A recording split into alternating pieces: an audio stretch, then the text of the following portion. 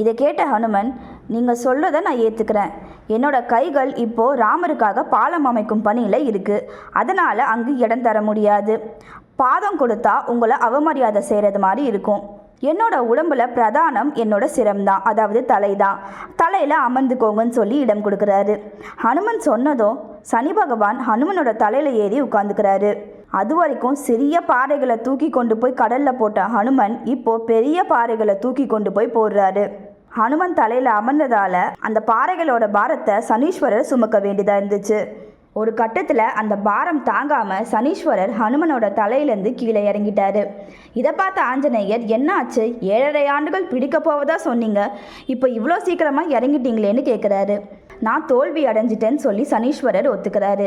அதற்கு ஹனுமன் சொல்கிறாரு, நீங்கள் தோல்வி அடையில. 7.5 ஆண்டுகளுக்கு வந்து பிடிக்க போகிறதா சொன்னீங்க, அதற்கு பதிலாக 7.5 நாழிகைகள் என்னை பிடிச்சு உங்கள் பணியை நீங்கள் சரியாக செஞ்சிட்டீங்கன்னு சொல்கிறாரு. ஆஞ்சநேயர் சொன்ன சொற்களால் மகிழ்ந்த சனீஸ்வரர், உங்களோட தலையில் அமர்ந்ததால் இந்த புண்ணியமான சேது பாலம் அமைக்கிற பணியில் எனக்கும் ஒரு பங்கு கொடுத்து புண்ணியம் சேர்த்ததுக்கு நன்றின்னு சொல்கிறாரு. நானும் புண்ணியம் அடைஞ்சிட்டேன், ரொம்ப நன்றின்னு சொல்லி உனக்கு என்ன வரம் வேண்டும் கேள்னு அனுமனை கேட்குறாரு.